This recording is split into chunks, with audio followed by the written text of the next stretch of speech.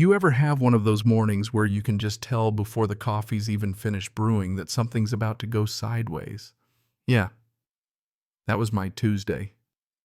Late September kind of morning, where you catch that mix of dew and cut grass through the open window, and for just a second, you let yourself think nothing bad can possibly happen. House is quiet. My camera bag's by the door. 'Cause I just shot a wedding over the weekend. Good people, beautiful little backyard ceremony, laughter, real vows, honest tears. The sort of day that makes you believe maybe the world's not so complicated after all. I'm at the kitchen table, Lightroom open, half watching the slideshow on my laptop, when I hear a car pull up. Not the usual rattle of the mail truck, not my neighbor's Subaru with the dented bumper. No, this was something heavier, smoother, the kind of idle that says, "We'll sit here all day if we have to." I look up, black sedan, shiny, but not new, parked out front with the engine still running, like whoever's inside is having second thoughts about getting out. I watch for a second, the way you do when your gut says, "Pay attention now." 3 people get out. Woman in front, mid-50s, maybe sharp face, blazer too stiff for a regular Tuesday, clutching a clipboard like a cop holds a badge. 2 men behind her, cheap suits, hair slicked back, not a smile between them. You see guys like that at used car lots, at debt collection agencies. You don't see them in your driveway unless something's off. They don't ring the bell. They don't wave. They just walk up my driveway like they own the place. So I do the only thing that makes sense. I open the door before they can even knock. The woman's smile is the kind that never touches her eyes. All business, not a bit of warmth. "Mr. Townsend," she says, crisp as a new bill, "I'm Margot Hadley, president of the Oakage Community Association." Says it like I should be impressed or maybe scared. She sticks out her hand. Reflex takes over, even though every instinct I have is screaming at me to slam the door. She doesn't waste time. "You owe the association $4,200 18 months of unpaid dues plus late penalties." Clipboard's in my face before I can even blink, and there it is. A sheet of paper, fancy logo, fake gold seal, line items for monthly dues, admin fees, all looking official as anything I've ever seen. It's got the gloss of something real, but it feels wrong. Off. Like one of those phishing emails your aunt keeps forwarding you. I glance at the paper. "Sorry, but I'm not part of any HOA. This house, my house, has been in my family since the 70s. We never signed up for any association, never paid a dime in dues, nothing." Her smile tightens. One of the men behind her crosses his arms, leans in like he's waiting for a show. Margot's tone shifts, gets a little more condescending, like she's explaining basic math to a kindergartner. "Your property is part of our district now, Mr. Townsend. The deed may not show it, but the law's changed. All homes in this area fall under our governance. It's for the good of the community." I look at her, at the paper, then back at her again, just trying to make sense of any of this. I'd inherited this house from my granddad 3 years back, spent weeks going over every page, every clause, every weird old legal term. Never once saw any mention of an HOA.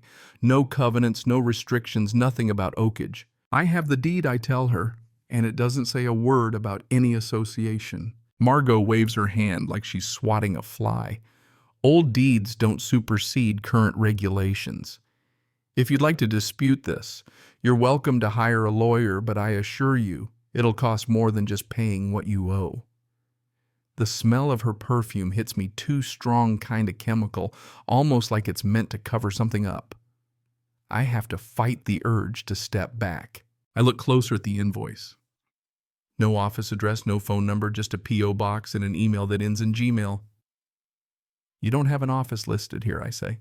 "We're in the process of relocating." Margot fires back without missing a beat. "Just send payment to the address on file." I hand her the paperback, keep my voice steady. "I'm not paying this. I'm not part of your association." And just like that, her smile disappears. The air between us goes cold heavy. She steps closer, so close I can see the stress lines around her mouth, the way her jaw clenches. "If you don't pay within 10 days, she says, voice low and flat, "we will place a lien on your property." That means you won't be able to sell, refinance, or borrow against this house until your debt is cleared. If you keep refusing, we will pursue legal action. That's not a threat, Mr. Townsend, it's a promise. The two men behind her don't move, don't blink. They just stare at me, and I get the sense that if I so much as twitch, one of them will try to make an example out of me. Margot turns on her heel, walks back to the sedan with the sort of deliberate slowness that's meant to remind you she's in control, or at least thinks she is. The men follow, and the car pulls away, slow and steady, not a hint of hurry, like they want me to know they'll be back. I just stand there on my porch, invoice in hand, heart thumping in my ears, a sour taste creeping up my throat. No reason for it, not yet, just that deep animal feeling that says something is really, really wrong. I go back inside, close the door, and lean against the counter. I read the invoice again, slower this time. $4, $200, 18 months. Oakage Community Association. None of it adds up.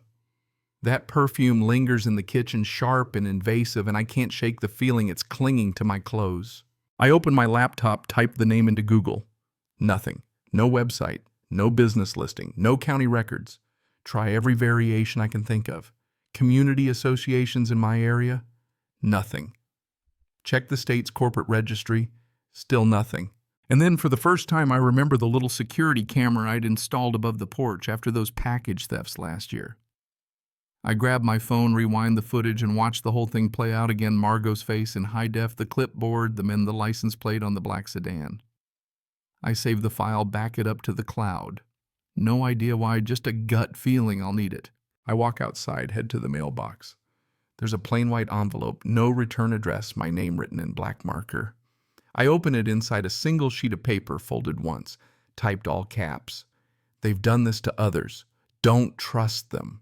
I look up and down the street, nothing but parked cars, quiet houses, and the faint whine of a lawnmower somewhere a couple blocks over.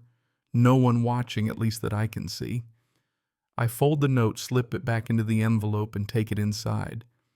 Now I'm staring at two papers on the table, the fake invoice and the warning from a stranger. That's when my phone buzzes. Email from Margot Hadley. Subject line, final notice. I don't open it. Not yet. Instead, I pick up the phone and call the county recorder's office. A woman answers, and I lay out the story as calmly as I can.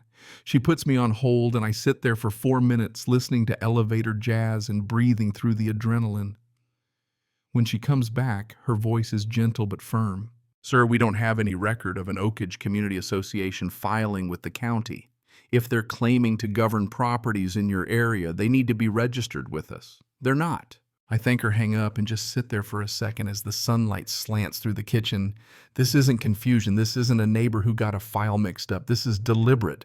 I have 10 days to figure out what or lose everything. The emails start the next morning. The first one lands before I've even finished my coffee.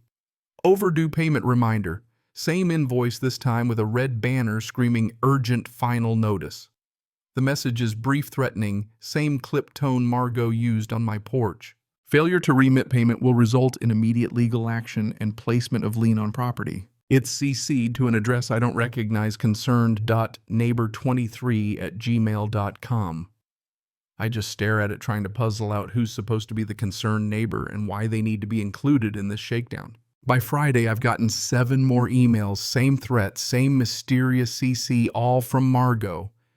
Then the phone calls start. First one comes at 11:30 at night. Number I don't recognize, I let it go to voicemail. It's her voice, smooth, cold, reminding me my payment is overdue, that the association has begun preparing legal documents. Doesn't say what kind, doesn't have to. The calls keep coming, always late, always from different numbers. I stop answering my phone after dark. The more I read, the more I realize if an HOA isn't registered, doesn't have articles of incorporation, doesn't have bylaws on file, it doesn't legally exist. I spend 2 days digging into property law, statutes, articles, real estate forums, you name it. Everything I find points to the same thing. If an HOA isn't registered, it's got no teeth. Can't collect dues, can't place a lien, can't do squat. I need help. I find a lawyer, Quinn Merrick, Property Disputes Office near the courthouse. I call, explain, and she says she'll see me that afternoon. Quinn is younger than I expected, mid-30s, sharp-eyed, no nonsense. The sort of person you trust. because she doesn't have time to sugarcoat anything. I lay out the whole story, hand her the invoice, the emails, the anonymous note. She reads everything twice. Then she looks up at me with this steady gaze. If they're not registered, this isn't just a dispute. This is fraud. She taps her pen on the desk. They need articles of incorporation, bylaws, a registered agent. If none of that exists, they have no standing to collect dues, let alone place a lien. Relief crashes through me mixed with anger. Relief because I'm not crazy anger because someone tried to hustle me for $4,000 I don't owe. So what do, I ask? She doesn't miss a beat. We gather evidence, document everything, and if they try to sue you, we fight back. Day 8. Margot comes back this time with reinforcements. 4 or 5 people all in matching polo shirts, Oakage logo stitched on the chest. They don't knock on my door. They go straight to the neighbors handing out flyers and pointing at my house like I'm a cautionary tale. I watch from the window as Margot's face gets all animated, her gestures wide and dramatic. My neighbors look confused, some concerned, some a little suspicious. When they leave, I walk outside, find a flyer on the sidewalk. There's a photo of my house circled in red with the word delinquent in bold. Below a paragraph about how I'm refusing to pay my share, endangering the community, signed by Margot Hadley, president. I just stand there middle of the street staring at my own house in a red circle. Something inside me shifts. This isn't about money anymore. This is about my name, my home, my life. That evening, I see Wilfred, older woman, 3 houses down, standing in her driveway looking everywhere but at me. I walk over and she almost flinches. They said you're not paying your dues, she whispers, almost apologetic. Said it affects all of us. I shake my head. Miss Blackwell, I'm not part of any HOA, never have been. That woman is lying. Wilfred's face softens and she glances around like she's afraid Margot's goons will materialize. She leans in, voice barely above a breath. They did the same to me. Last year I paid because I was scared. I didn't know what else to do. Cold settles in my chest. How much did you pay? She looks at her hands. $3,500. What do you say to that? I just stand there watching this 74-year-old woman, salt of the earth, the kind who bakes cookies for block parties, bullied into handing over her savings to a con artist. That's when I realize this isn't just about me. This is bigger, a lot bigger. Day 10. A sheriff's deputy knocks on my door at 9 in the morning. Hands me a manila envelope, civil complaint, county court.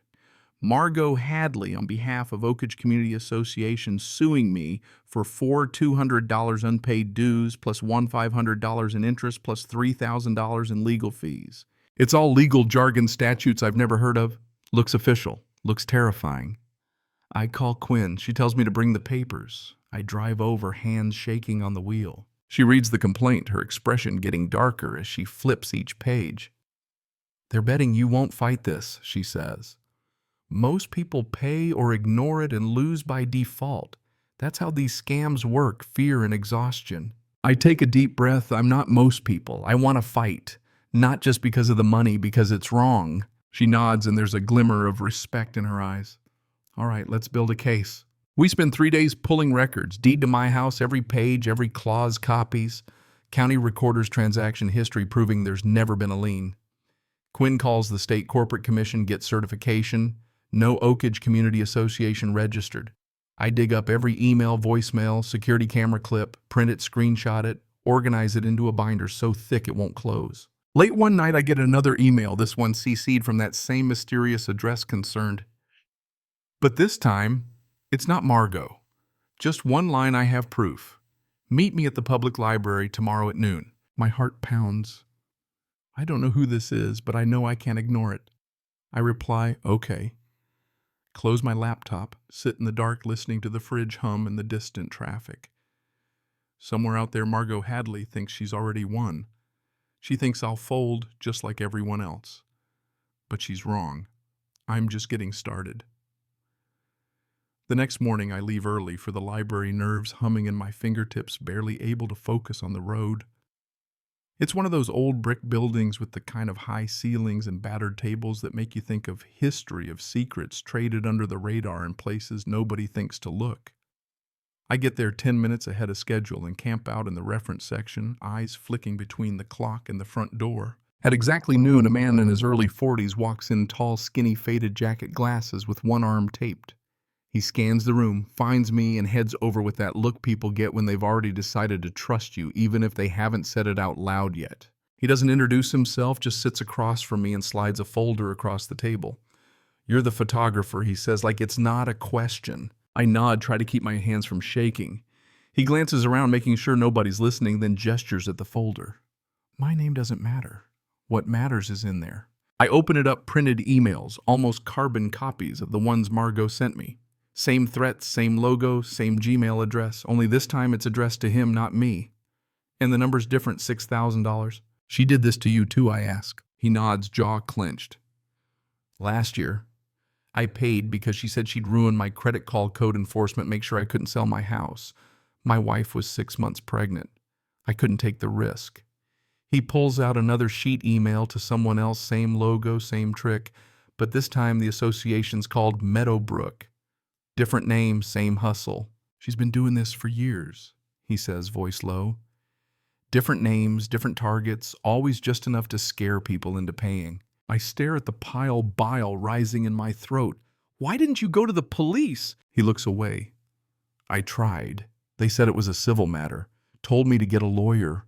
I couldn't afford it, so I paid her and tried to forget." For a moment, neither of us says anything. Then he adds, almost as an afterthought, "I saw your name on the neighborhood app. Knew I had to say something. I really thank him because I know what it costs to put yourself on the line like that." He stands up, slings the bag over his shoulder.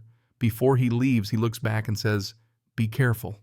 She doesn't like being challenged." And then he's gone lost in the stacks. That afternoon is the hearing.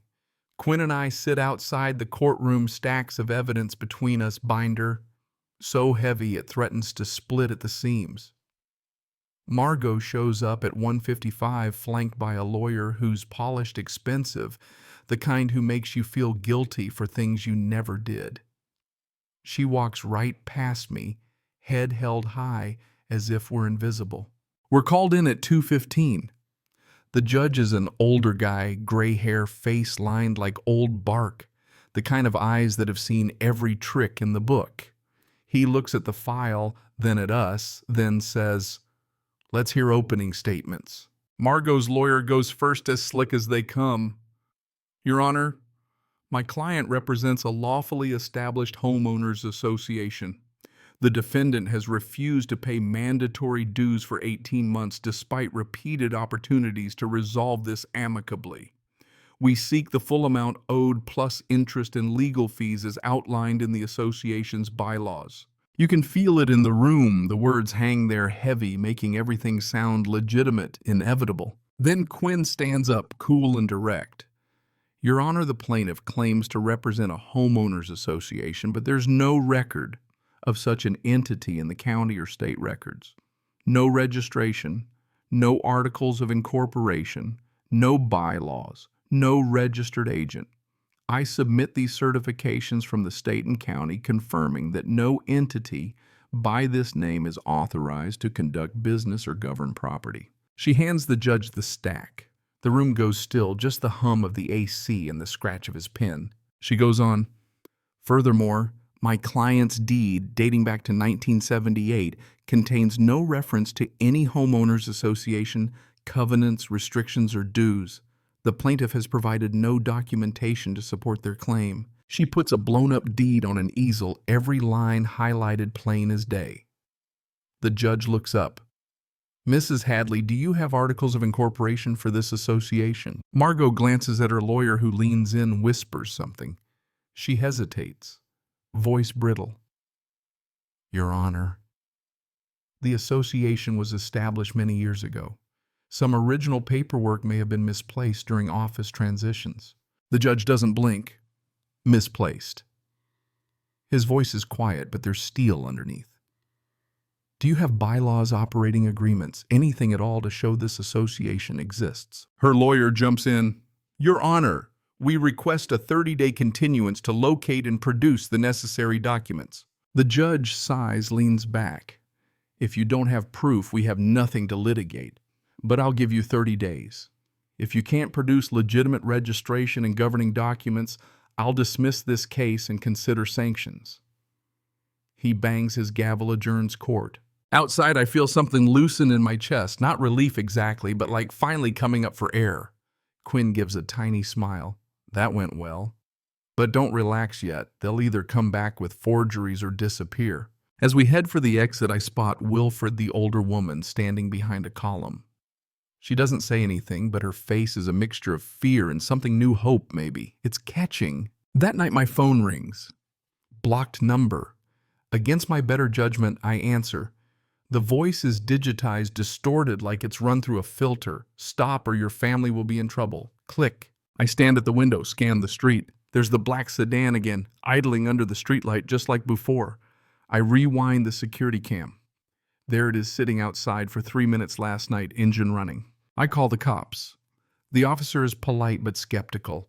Document everything he says, but without proof of a crime, there's not much we can do. I file a report anyway. That night I post on the neighborhood app. I don't name. Margot, don't name the association. Just describe what happened and ask if anyone else has experienced something similar. Within 2 hours, there are 23 comments. Different people. Some I've never met saying the same thing. They got threatened, they got invoices, some paid, some are still being harassed. Some defend. Margot says she's respected. Most are victims, scared, ashamed, thinking they were alone. By morning, 47 people are sharing stories, tagging neighbors, asking questions.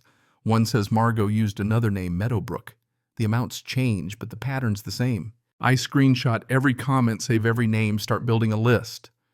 Then I notice someone tags Margot directly demanding an explanation. She replies within minutes, sharp, defensive, threatening legal action against anyone spreading defamation. But the more she pushes, the more people come forward. It's like watching a dam break. That evening, the doorbell rings. I check the camera expecting trouble maybe, but it's a group of neighbors, 8 or 9 of them, faces I recognize from flyers or passing nods but never spoke to before. I let them in. The older woman steps forward, quiet but steady. We saw your post. We need to talk. They fill the living room, couch, chairs, floor. Everyone looks tired. A few look angry. A man in his 50s introduces himself as a plumber from 6 blocks away. Margot threatened to report him for fake code violations. He paid her $2,000 to make it go away.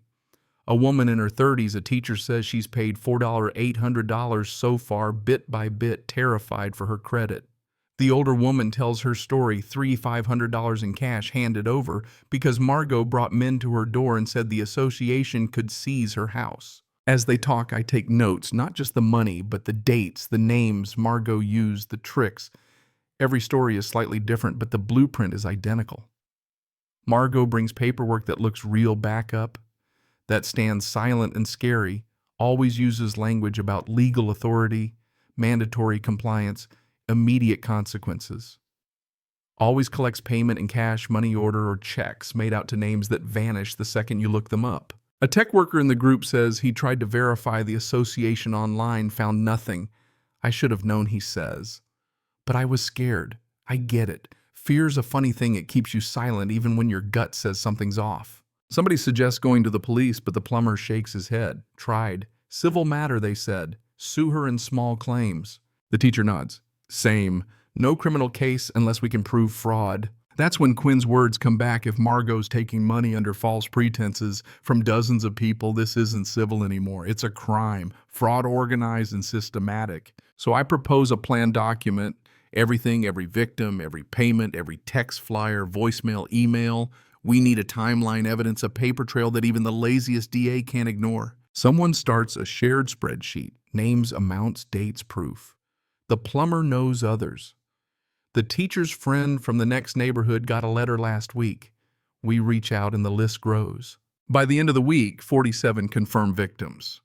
Over $186,000 paid to Margot and her fake associations. Some paid in full, others still on payment plans, leaking money every month. We compile it all into one massive document, 87 pages of statements, bank records, fake bylaws, emails, and a timeline going back to 2019. Quinn reviews it, lips pressed tight. This isn't a property dispute, she says. This is wire fraud, extortion, maybe even racketeering. This goes to the district attorney, the AG, and the FBI. We send the file to 3 places: County Fraud Unit, State AG's Consumer Protection Division, and the FBI's White Collar Crime Office because the sum crosses $100,000 and state lines. I don't know if anything will come of it. Part of me doubts anyone will listen. But 2 days later, I get an email from the DA's office. They're opening an investigation, want to talk to me and anyone else willing to testify. They ask us to keep it quiet, don't tip off the suspect. We gather again in my living room. The older woman who paid in cash cries not out of fear, but relief. The plumber slumps in his chair and lets out a long, shuddering breath. The teacher smiles for the first time since I met her. We're not victims anymore. We're witnesses.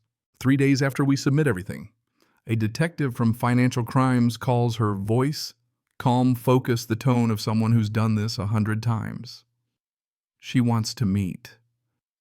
I drive to the sheriff's office the next morning, sit across from her in a bland conference room with burnt coffee smell and a mountain of paper between us. She asks everything: how it started, what Margot said, what proof I have, any photos, recordings, copies. I hand over all of it, every spreadsheet, every video, every angry voicemail. She takes notes, asks, "Do you know where the money went?" I tell her what we found: checks made out to Oakage or Meadowbrook, but no business account, just dead ends. She nods, says, "That's what we need. Follow the money." If she's putting association funds into a personal account, that's embezzlement. If she's buying assets, that's laundering. We split up the work. The tech guy tracks. Check numbers, the teacher requests, bank copies. Everyone digs for receipts. In days, we've got proof: dozens of payments, all routed to Margot's personal accounts under different association names. The detective subpoenas the banks. 2 weeks later, she calls, voice sharper, almost triumphant. "We have the records, 3 accounts, $214,000 deposited over 5 years. Things pick up. The FBI's white-collar crime team brings in an agent who specializes in racketeering. They cross-check deposits, tax returns, property records. They find Margot's second home in Lake Tahoe bought with $680,000 cash. No loan, just a wire from her own account. Her declared income, $38,000 a year, supposedly from consulting. It gets bigger. Tax records show money to her husband and sister listed as treasurer and secretary for fake HOAs.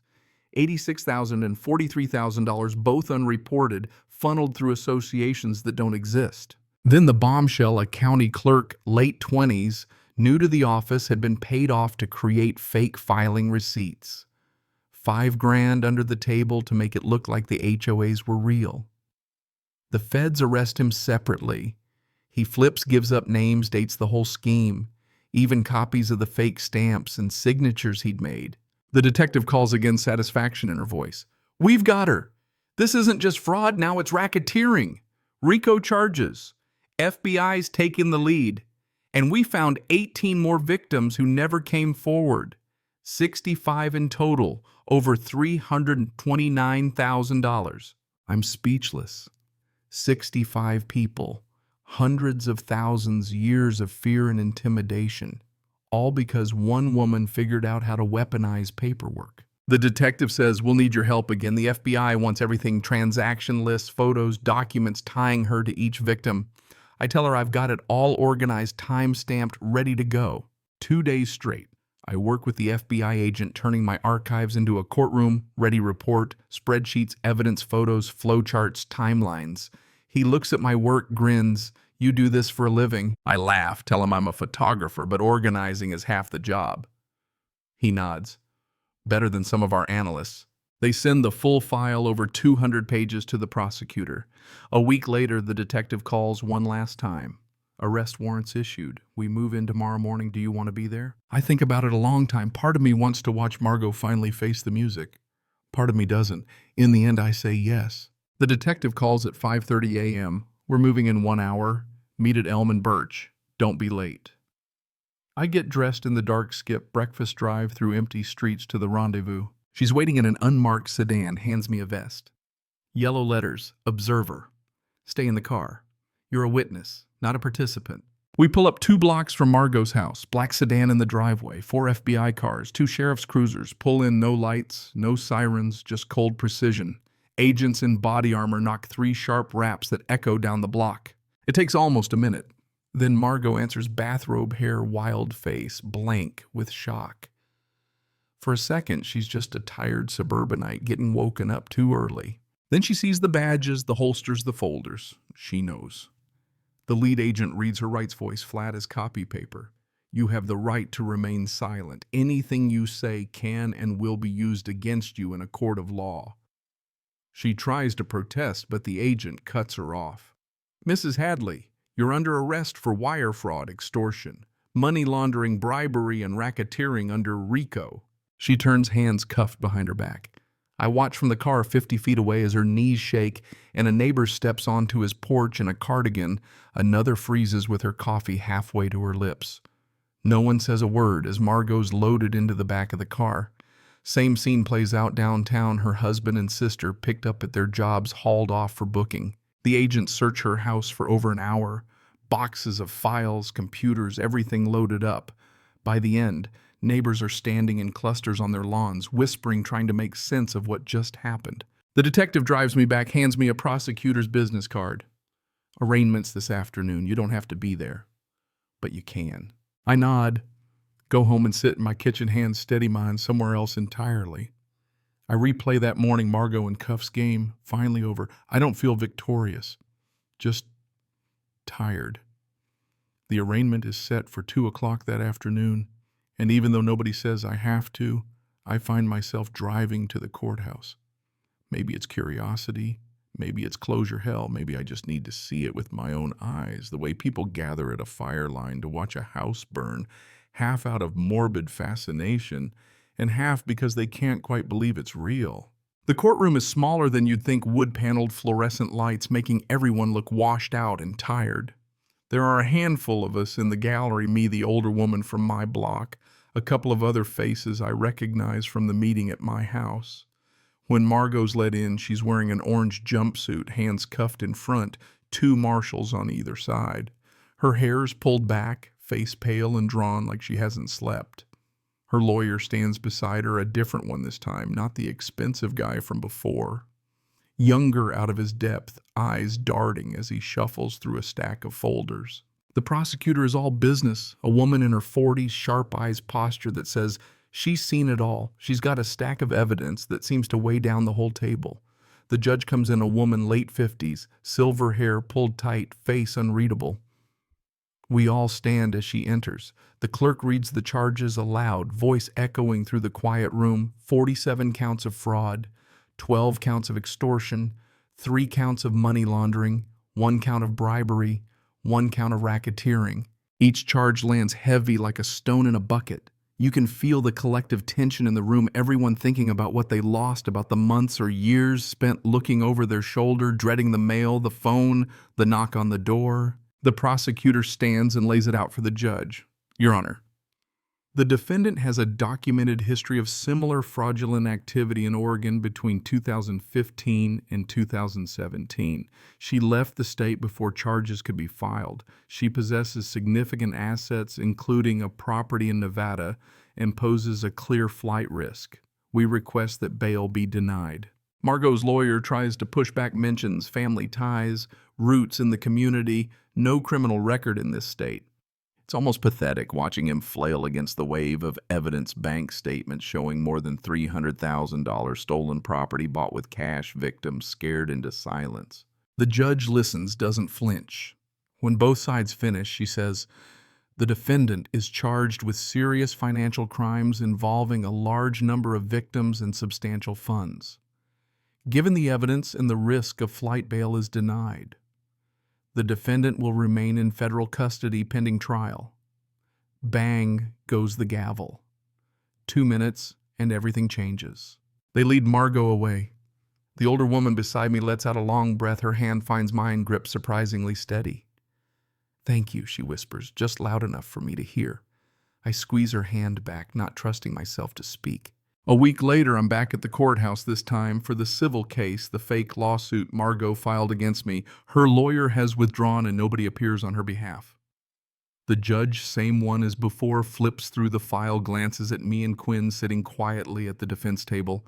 With criminal proceedings underway and overwhelming evidence that the plaintiff's organization does not exist as a legal entity, this court finds in favor of the defendant. Case dismissed with prejudice. She pauses, looks through some more papers. Furthermore, the court orders the plaintiff to pay $50,000 in sanctions to the defendant for legal fees, court costs, and emotional distress resulting from the fraudulent suit. Then she does something I never expected. She issues a formal order, voice ringing out. Let the record show that no entity called Oakage Community Association has ever been legally established in this county. Any future attempts to collect funds under this name or similar will be referred to law enforcement for prosecution. The order is to be published in the county newspaper and posted online for all to see. She looks at me directly. Mr. Townsend, you've done a service to this community. The court thanks you for your diligence and perseverance. When I walk out of the courthouse, I see a handful of folks waiting on the steps, maybe 20, most of them people who came forward over the last weeks. There's no cheering, no big celebration, just a lot of nods, a few handshakes. The older woman is crying silent tears down her cheeks, but there's relief in her eyes. She stops me as I pass. You gave me my dignity back, she says. I don't know what to say, just nod. Squeeze her hand. Keep moving. It's too much. That Saturday, someone suggests we meet up at the park, no agenda, just to be together, see what's left after the storm. I get there around noon.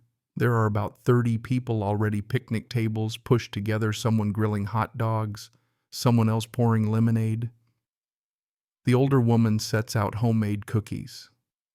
The plumber is at the grill, laughing about his old Ford truck finally passing inspection.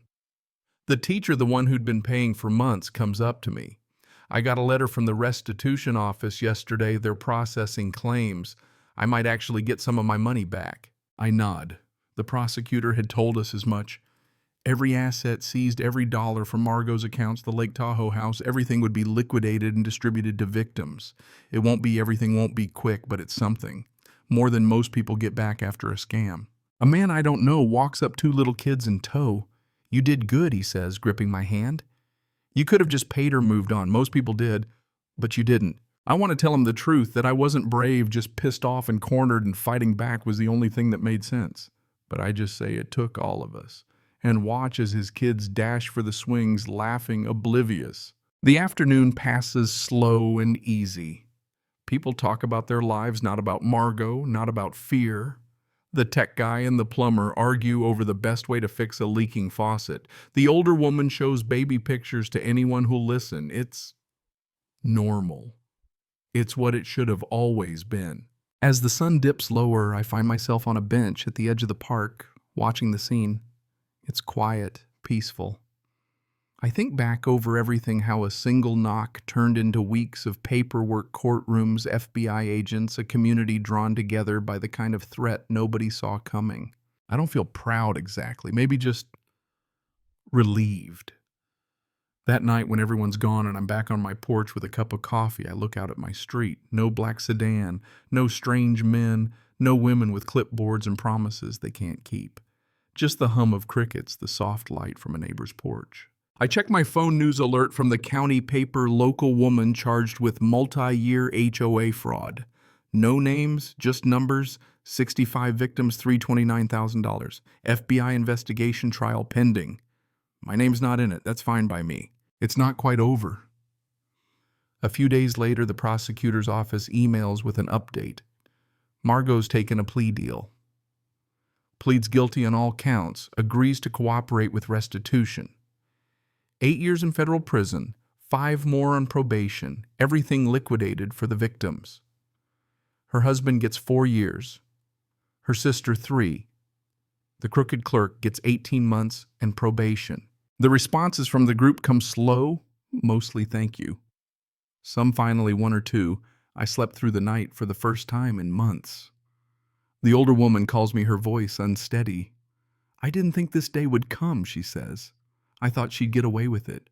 People like her always do. I tell her sometimes the system works. Sometimes justice is more than just an idea, more than a word. Sometimes you can hold it in your hands, a court order, a restitution check, a long breath you can finally let out. But I know it's not that simple for everyone. Some folks get their money back, others don't. Some move on, some never will. For me, I'm not the same person who opened the door to Margot Hadley's threat. I've learned that standing up to people who abuse power isn't about being fearless. It's about being more afraid of what happens if you don't. 6 months later, the County Board of Supervisors holds a public meeting, new rules for HOAs. I'm invited as part of a civilian panel. The room's as plain as a DMV, folding chairs and fluorescent lights, 5 board members at a long table. The county attorney outlines new regulations. Every HOA has to verify registration with the county every year.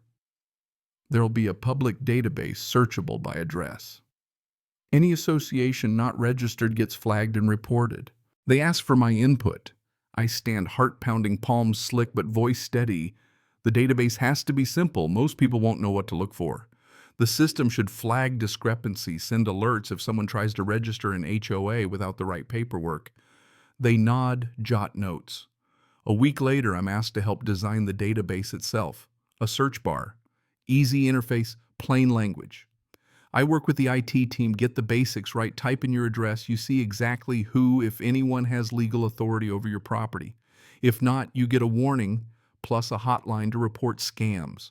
It takes 3 months to build. When it's done, the county holds a press conference, calls it a model for the rest of the state. Meanwhile, something quieter happens in the neighborhood.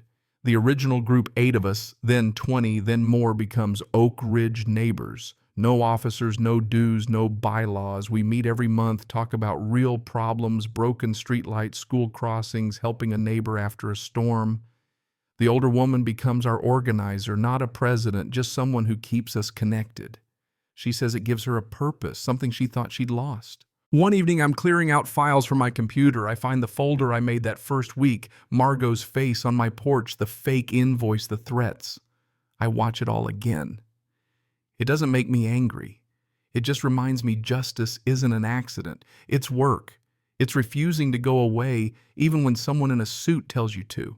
The next Saturday, I step out onto my porch, the same spot where all this started. It's quiet. Just kids biking down the street, a neighbor mowing his lawn, a package truck rattling past.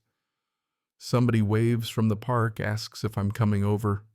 I smile, wave back, and finish my coffee, taking in the ordinary, beautiful calm of a morning nobody's trying to steal. That's what we fought for. Not revenge, not headlines, just this, the freedom to live, to breathe easy, to be a neighbor and nothing more.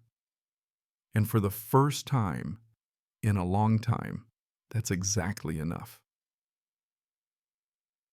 6 months after the sentencing, things in the neighborhood finally felt different. Not perfect, not fixed overnight, but the kind of different where you realize the fear's gone, replaced by a quiet sense of watchfulness.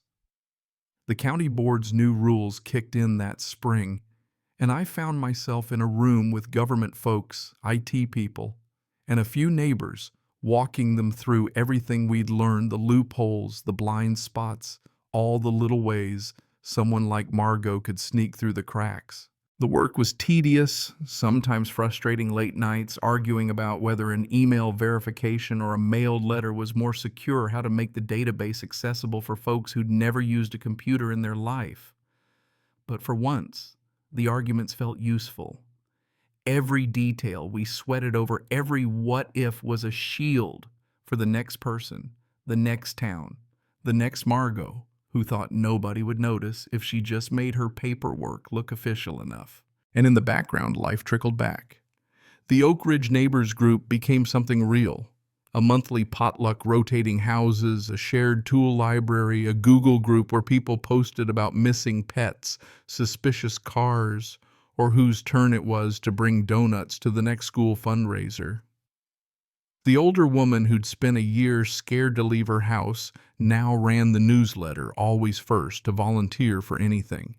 Her confidence, once cracked, was back.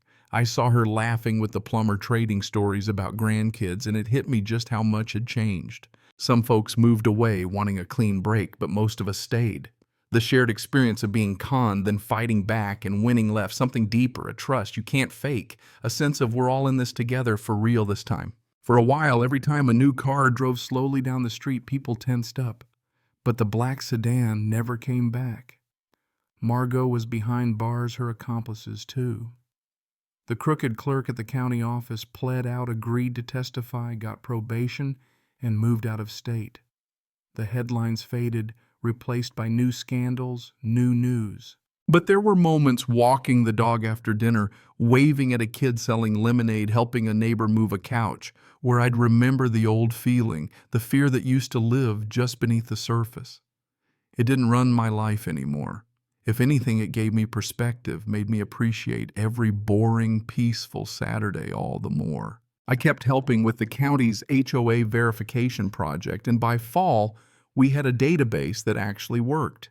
People could type in their address, see if their property fell under any HOA, get a contact number for real officers, even download a copy of the bylaws if they wanted.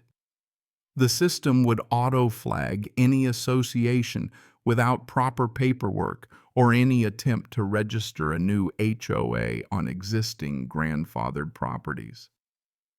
Best part: it sent instant alerts to the DA's office if anyone tried to file under a name that matched the blacklist we'd compiled.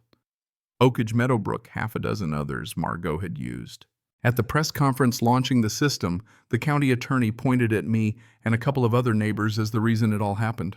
I felt embarrassed, didn't want the spotlight, didn't need the thanks. But seeing a line of seniors at the public library learning how to search their address, hearing them joke about catching the next Margot before she even knocks, made it all worth it. As months rolled on, restitution checks started arriving, sometimes for a few $100, sometimes more depending on what the feds could recover from Margot's assets. It wasn't everything, and no one pretended it made up for the sleepless nights or lost trust, but it was a start. The teacher who'd been paying for months used hers to fix her leaky roof. The plumber paid off a credit card and bought himself a new set of tools. The older woman, she threw a backyard party for everyone who'd helped and insisted we all take home leftovers. I still kept the old folder on my computer, the photos, the emails, the video of Margot's first visit. I'd watch it sometimes, usually late at night, when a memory or a scent would drag me back to those anxious weeks. But it stopped being a source of anger. Now it was a reminder, a lesson about vigilance and also about hope. That it's possible for ordinary people to stop something bad as long as they work together and refuse to back down. Not everything was easy. Some victims never wanted to talk about it again. A couple neighbors moved away, unable to shake the feeling of betrayal. Others took on small projects, organizing block parties, raising funds for the school crossing guard, helping an elderly couple install new locks after a break-in. Each act, no matter how small, chipped away at the old fear. On the one-year anniversary, we held a community dinner, potluck style, everyone bringing something, laughter echoing through the park pavilion. There were no speeches, just stories. Nobody mentioned Margot by name, but people talked about standing up, about learning to ask questions, about the pride in knowing that when something was wrong, they did more than just complain. They acted. A reporter from the local paper showed up, snapping photos, asking questions. "What would you tell other neighborhoods who might be facing the same thing?" she asked me, notebook poised. I shrugged. Trust your gut. If something feels off, it probably is. Talk to your neighbors.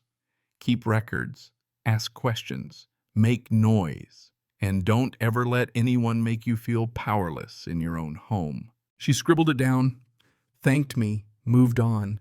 I watched her leave, then wandered over to the edge of the park, looking out at the rows of houses, the late sunlight on the trees. There was no big moral, no easy answer, just the reality that community isn't built on rules or fear. It's built on people looking out for each other, refusing to go along just because someone with a clipboard says so. As dusk settled and the kids started chasing fireflies, I realized how rare that feeling was. The deep down certainty that you belong somewhere, that you matter, that when things got tough, you didn't face it alone. Not everyone gets that. But for now, we did. Back at home, I sat on the porch, the quiet hum of evening all around. I scrolled through my phone, past the news, the weather, the reminders for tomorrow's meeting about the new neighborhood garden. I paused for a moment, thinking about the last year, the knock on the door, the fake invoice, the threats, The lawsuit, the courthouse, the long nights wondering if I'd lose the only home I'd ever known. And then like clockwork, my phone buzzed with a new message. It was the older woman. Next month's potluck at my place. You're bringing chili, right? I laughed out loud, texted back a thumbs up, and let myself just enjoy the peace. No more threats, no more fear. Just the ordinary, beautiful chaos of neighbors being neighbors, of second chances of life after Margot. That's all I ever wanted. That and a quiet morning where the worst thing that happens is burning the toast. Sometimes you fight like hell just to get back to ordinary. Sometimes ordinary is a kind of miracle.